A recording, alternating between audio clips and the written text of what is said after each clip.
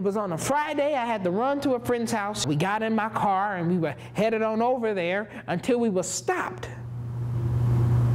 by a caravan of high school students who had the Confederate flag on their window sills in the back of their cars, up on the antennas, driving through the community.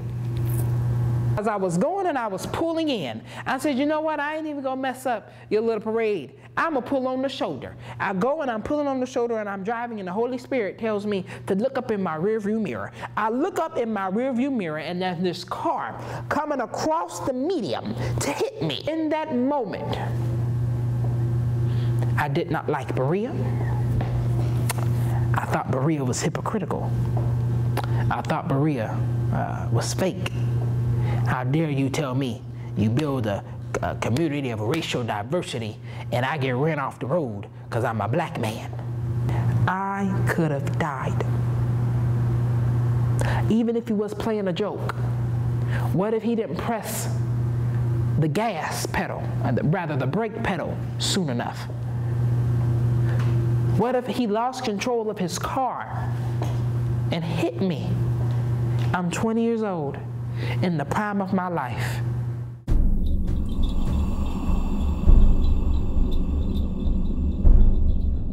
So when we first heard about the Rebel Run, I personally had not known about it. I didn't know what it was. I thought it was something the high schools did as a part of a fundraiser or something.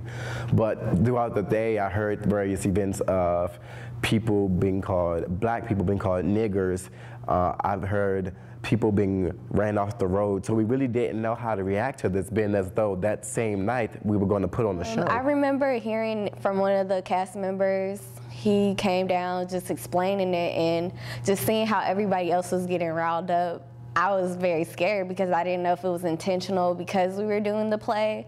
I didn't know if it was just like they were targeting just black people in general. So I didn't know what to think. I didn't know if it was gonna be like we'll be in the middle of our performance and they'll just start doing an uproar. I didn't know, so I was just afraid. I heard about a caravan of vehicles riding around town harassing black people. And when I found out about it, I found out because I was on my way to the theater, and one of my castmates called me and he was really upset because some of the people in the caravan surrounded his brother, his little brother, and jumped out the vehicles on him and, you know, were threatening to do this, that, and the other. I don't know the exact threats, but it was very racial, it was very upsetting. Nigger was dropped numerous times, and it was just, I just remember, I mean, I can't remember the exact details because it was a while ago, but I remember I was infuriated, especially considering the nature of the play we were getting ready to perform and how controversial the play was. Me personally, I was afraid because it could have been anybody in that truck. I was so afraid that the performance night, that person or people could have been in the audience and not hurt the cast, but just hurt anybody that supported this production and whatnot. And I have never been in a situation that deals with discrimination or racism or whatnot, but my friends that usually deals with it, it affects me in a way too, because I'm a part of, you know, their life as well and their well-being. So yes, I was afraid. As a part of just that incident, it was something rather new for me. One, I'm from Middletown, Delaware. There's not a lot of problems dealing with race and identity. So coming to Kentucky, I was aware that that may well happen, but being as though it was my junior year and I never had any encounter with that, I really didn't know how to handle it. So it really put you on the edge of your feet. You know, you were worried, your heart is racing, you're trying to remain calm and remain focused, while as though this really is come down to this is your life. Like, if something were to spiral out of control, there could be a very negative impact on that. I was really shell-shocked to see it happen. I never experienced anything like that. Where I come from, it's very latent racism, where you see it in like the legislation and just how people treat each other, but I never really had full-blown overt racism occur to me. So at first I was just like, oh my gosh, how do I react to this? And seeing everybody else upset and just angry, I didn't know how to react, and I ended up crying about it. I couldn't do anything but cry. Like, never dealt with anything like that before. After that incident, I came back here, I told Adama, who was doing this beautiful presentation, and she just started to weep.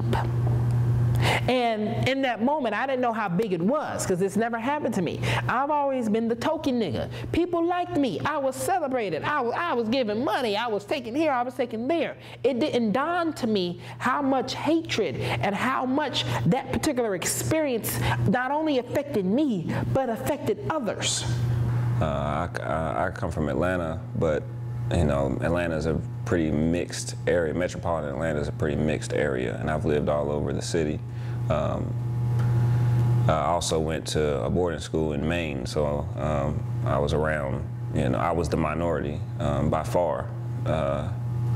My first experience of racism was second grade. A kid in my class told me a horrible joke, and that was my first experience, but I knew what it was. No one had to tell me that it wasn't right. I was upset because of what he said, but I knew that it was racism. I didn't even know what racism was, but I knew that it wasn't right. It definitely shocked me because, for one, as I said, I was in the situation. It was my friends that were in danger, and I feel like whomever was in that car, or it could have been one person or three people, they were out to hurt people. Being a part of the cast of Death of the Last Black Man, we kind of walked in knowing that this type of theater had never been done before. What we didn't know off the bat was that how people would react to it. I mean, we're talking about a show that dealt with a lot of African American stereotypes, and people were affected by it inside the cast as well as those that were sitting in the audience. We worked really hard on that production, and even though it didn't have any direct correlation with that, turns out we couldn't help but feel like it did. And it changed the whole mood of the dressing room, of all of the actors, our director, Adama Barton. It changed everything. The play meant so much more. Like, we struggled the whole time trying to figure out what that play meant. And the play was about exactly what happened. It was about the many different ways they try to just destroy us. It's not just physical all the time, it's mental, it's emotional. It's hard being black, you know? I honestly think that was our best performance because it really put in perspective that this is a play that really needs to occur. The play was really conquering stereotypes and stuff like that, but to really see how like those stereotypes play into racism and everything, that was very relevant in our performance. I really think it was our best performance. And me personally, I know that it changed the way, because I was the voice on the TV, and it changed the way of how I thought a news reporter would report these type of things that was occurring. So I would definitely say that was our best run through. So it's just, I'm pretty sure there were others as well that were just as worried and scared that something could spawn majorly from this one aspect of putting on a show to address this versus dealing with an issue if something were to happen. We didn't know who was in the crowd. You know, from the stage, you can't really see the crowd. We didn't know if the crowd was full of racists, but if they were in there, we wanted to give them so much fire. We wanted to show people that we are still strong. We're not scared, and we weren't. What's the reason of having this whole racism issue? I want to ask them, is it a generation thing, you know, in the family? Is it hatred towards themselves, or, you know, do they not understand equality? I just want to know the reason of why they would harm people that's not their color. What some individuals did to try to bring us down ended up lifting us up. They tried to break us and we became stronger.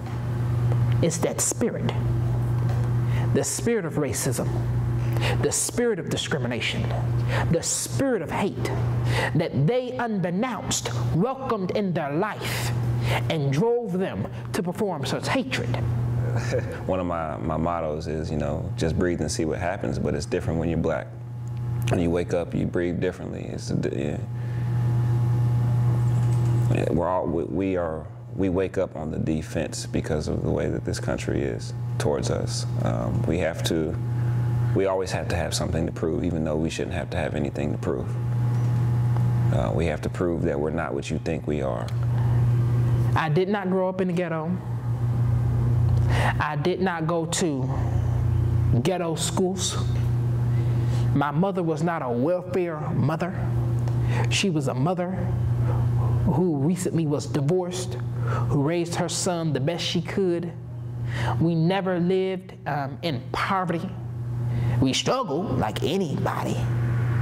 And I had never been a recipient of racism so blatant until I came to Berea. Like I said, where I don't live in this world of right or wrong, good or bad, everything's just choices and change.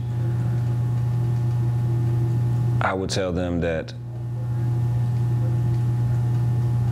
hate creates hate. Love creates love.